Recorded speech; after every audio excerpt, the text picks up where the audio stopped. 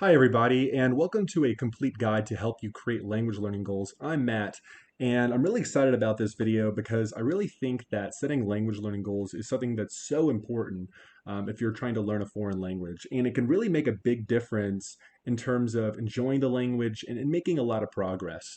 So, I don't want to keep this introduction too long, so let's just go ahead and get started. And before we begin too, I just want to stress this is going to probably be a very long video, so feel free to skip around. I'll leave the kind of timestamps in the description, and feel free to skip around and go to the parts that are relevant for you.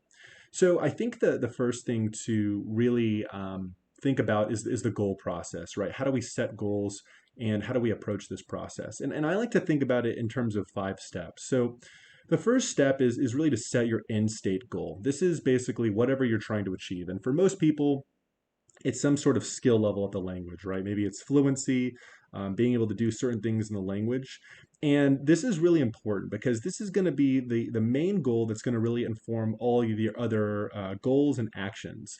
So, like let's say we take a sample in-state goal of fluency in French, right? Well, we don't want to just leave it at fluency in French. Well, what does that mean, right? Because that can mean so many different things to different people. We really want to be very clear and very specific about what fluency in French means to us, right? So when you're setting your in-state goal, remember to be very specific, very clear in your in your description of what that means, right? Maybe that's a certain amount of time that you've studied, a certain number of words. Maybe you've passed an exam. Really be very clear about that in-state goal. From there, we want to create auxiliary goals. And auxiliary goals are the things that kind of help us to get to that end state goal. So maybe we've identified that fluency in French means that we've studied for a certain amount of hours and we've acquired this many words. Well, those auxiliary goals are going to be the actions that we need to take to end up reaching that end state goal.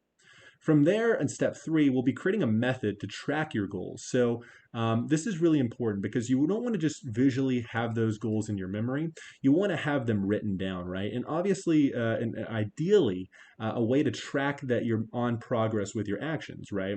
And it doesn't have to be super complicated, but definitely tracking your goals can keep you very accountable. It can kind of make the process a little bit more fun and exciting, and it helps you just to have that steady progress. On the fourth step, it's really about implementing a language learning routine, right? Having consistency with our progress such that we're hitting all of the auxiliary goals that we've set and ultimately help us to kind of maximize the chances that we'll reach our in-state goal by a certain period of time. And then, of course, the last step is review, right? Review your goals periodically. Just make sure that they still make sense. Are you hitting your targets? Do you need to adjust accordingly? It's not something that you always have to do, but it's important to just review this ever so often as you go about the process. And once again, I will reiterate, this is a long video, so feel free to skip around and don't be overwhelmed. I have to stress this. Don't be overwhelmed. You can only start out small and build up your goals and trackers later, right? I think the key is definitely start out small and remember, just have it down on paper, right? Just having some sort of focus, some sort of accountability can be very helpful to your language learning process. You don't have to have detailed complex graphs or do this in Excel. It can be simple, something as simple as writing it in your notebook. So don't be overwhelmed. Remember, start out small and then build up your goals and trackers later when it makes sense. So let's go ahead and get down to the meat of this. So I've set up a kind of an example sheet of what maybe your main goal, auxiliary goals, and focuses could be. So let's say we've set a main goal, a fluency in French. And fluency in French means something to us. Maybe that's being able to have very fluent, complex conversations with natives, being able to read most literature with ease, studied for a certain amount of time, right? Be very descriptive about that, what that main goal of fluency means. And ideally, we want to set a time period, right? Let's say 31st of December, 2020, because if we've set a time period, we're able to basically know how much action we need to take to get to that goal that we've defined, right? So ideally try to set up a time frame because that will inform how much actions we need to take with our auxiliary goals. And as you can see here, I placed some auxiliary goals in the columns below that kind of help us to reach this fluency in French goals. So, for example, we've learned the language for 650 hours, can have conversations with others with relative ease. I know 20,000 words and memorize, pass the B2 certification exam, things like this, which kind of help us to, if we've accomplished these auxiliary goals, then maybe we can say we are indeed fluent in French, right?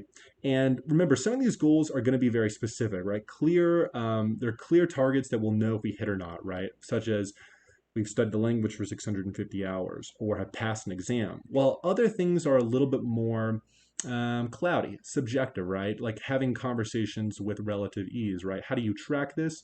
Those are going to be just tough sometimes, and be okay with that because there is a degree of an art and science to this. But just remember, try to be as specific as you can and have clear, measurable goals that you can track and keep accountable of. But there are going to probably be those goals that are going to be tough to know, and you're just going to have to be honest with yourself to say, have I hit this target of having conversations with relative ease?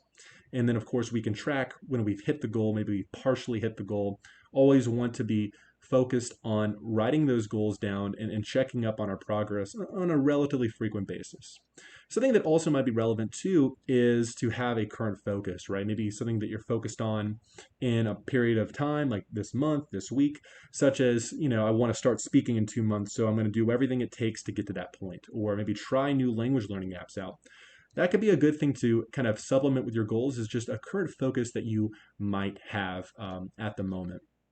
Now, remember, language learning goals can both be an art and a science. It's going to be tough to know exactly what to do in the language learning process. It can be very difficult.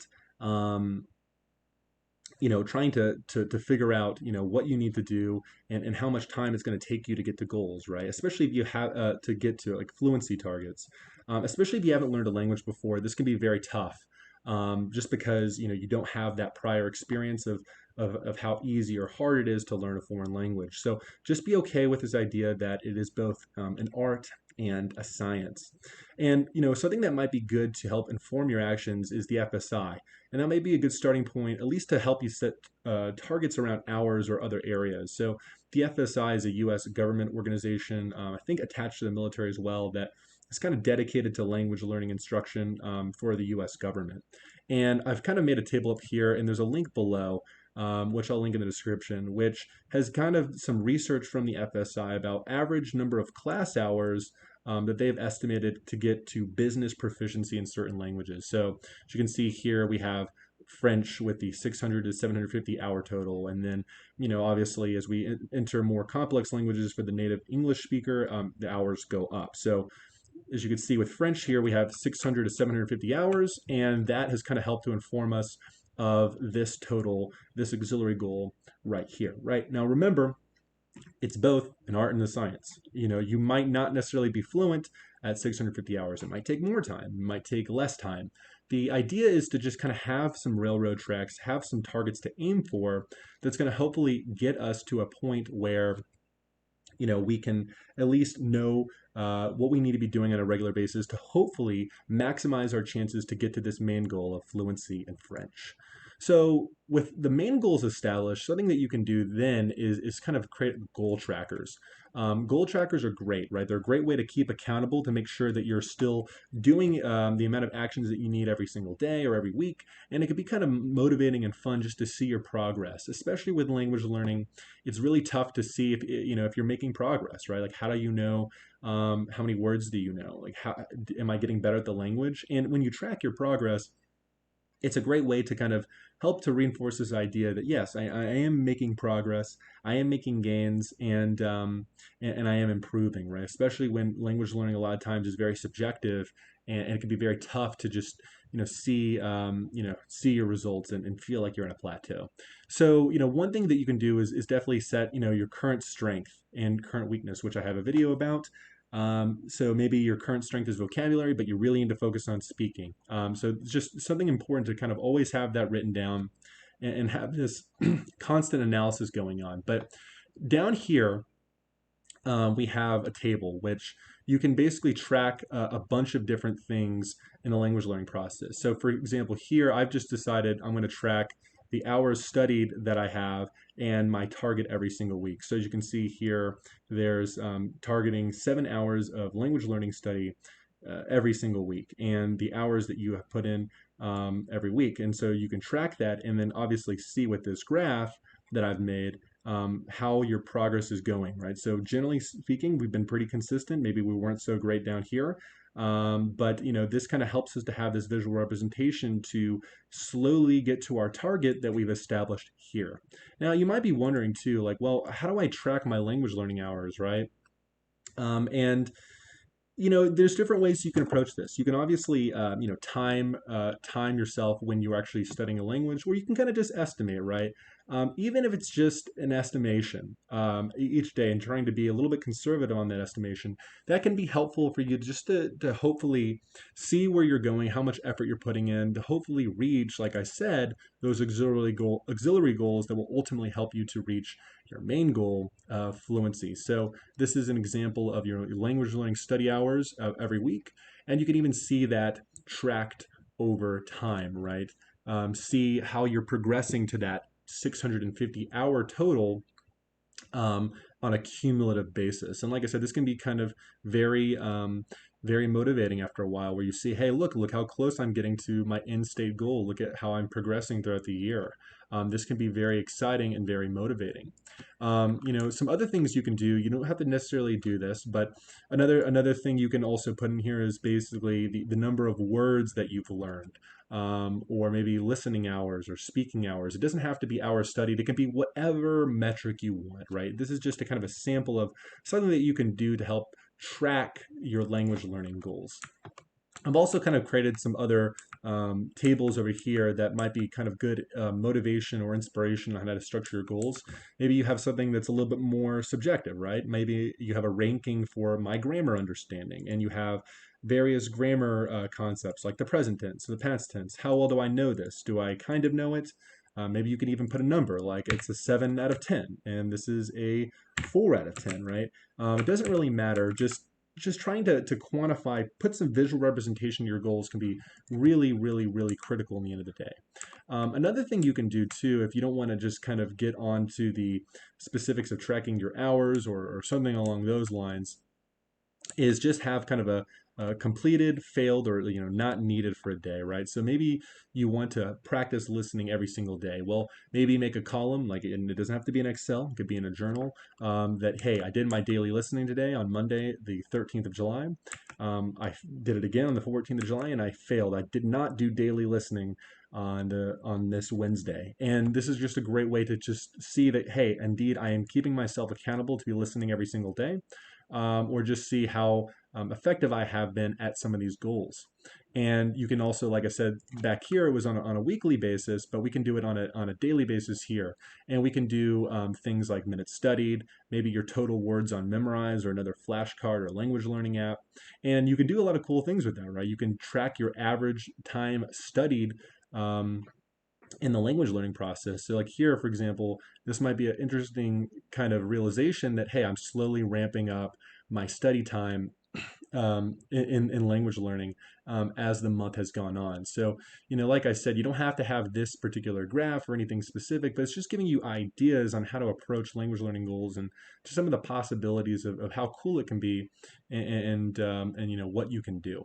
So a lot of people, I think, too, struggle with, what do I set goals, right? Or like, what should my goals be? And I've set a couple of examples on some possible ideas that you can go ahead and explore. So I've given a couple in each of the areas, and maybe that'll give you some inspiration to maybe set these goals, or just give you some ideas on some good goals to possibly have. So for example, with vocabulary, we can have something like a certain number of vocabulary words learned or reviewed daily, weekly, or monthly.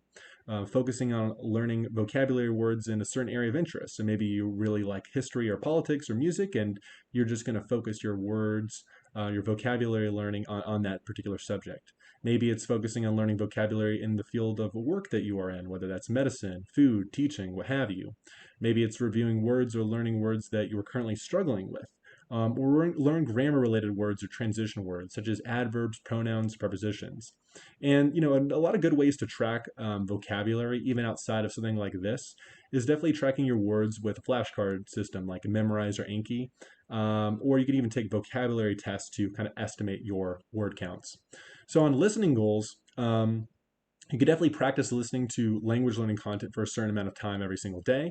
Listening to a podcast or audio content while working out or on your commute to work. You could also dedicate maybe watching one foreign language movie every single month or practicing dedicated listening after work for 15 minutes every other day. Finish one language learning podcast weekly. Practice listening skills with video games, or even if you're using an audio program like Pimsleur, finish all the remaining lessons, in a certain amount of time. And like I said, some good ways to track listening could be stuff like minutes or hours of listening done daily, weekly, monthly, or yearly. The number of movies, podcasts, or YouTube videos you've completed, and tracking kind of a completed versus incomplete listening habit on a daily basis. So on speaking goals, this could be stuff like practice speaking in a foreign language for a certain amount of time, daily, weekly, etc. Practice shadow speaking to yourself. Plan to speak with a conversation partner a certain amount of time. Maybe you're not good enough to really speak in a foreign language, and hey, you're going to set that target, set that goal to finally start speaking a certain amount of time. Maybe it's working on practicing speaking in a certain tense. This can be really big, right? Maybe you're really good at communicating in the present, but you're a little bit shaky on the future or the past. Maybe dedicate trying to speak in the future and the past, which can be pretty huge. Maybe it means discussing a new subject with a conversation partner that's different than last week. Maybe you're going to talk about politics. Try to go out of your comfort zone of what you talk about. Maybe it's even so simple as acquiring more words, right? More words means more complex conversations and more enjoyable conversations. Maybe it means going to a meetup for a foreign language that you're learning, or planning a trip to a foreign country, right? The possibilities are really indeed endless. And then, of course, good ways to track speaking is number of times practice shadow speaking, the number of hours done of speaking done weekly, monthly, or whatever. And of course, tracking what maybe you're doing right or wrong after a conversation partner, right? Like maybe you're struggling with grammar or your listening comprehension is lacking. Some grammar goals to have, of course, would be something like review grammar tables for a certain amount of time daily. Dedicate this month to memorizing or learning a new grammar concept. Practicing using the future tense in your foreign language conversations, or having a certain amount of grammar concepts known by a certain time period. And of course, some good ways to track grammar would be something like the minutes or hours of study you've done for grammar on a daily, weekly, monthly basis. A tracker for how well I know certain grammar concepts. Tracking your grammar skill or ranking yourself when you're having conversations with others, or even taking grammar tests and practicing your knowledge with grammar exercises, which may not be the most fun thing, but hey, that might be a really good challenge to see how good you are. And of course, reading goals, possible reading goals to have would maybe be reading a book in a foreign language, reading a certain amount of pages, words, or spending a certain amount of time doing reading every day or week, and reading a certain amount of news articles. And some good ways to track reading, of course, would be something like the minutes or hours of reading done daily or weekly, reading statistics through apps like Link, or a number of books or articles read in a certain time period. So, what's the key here? Well, setting goals can be really huge to your language learning process. It can really be a big difference in terms of making a lot more progress than you would if you didn't have goals, and it can really make the process just a lot more fun. And really make sure to customize your goals to your needs and objectives. And don't forget to explore, right? It's an art and a science, and try different goals out, try different things out, different ways to try to track goals, and just see how that works for you. And if you like this content, please like and subscribe. And what kind of content do you want me to talk about in the future? I'm really open to ideas, so just let me know. And that's what I had to say on language learning goals. Hope you all have a great day, and I will see you in the next video. Take care.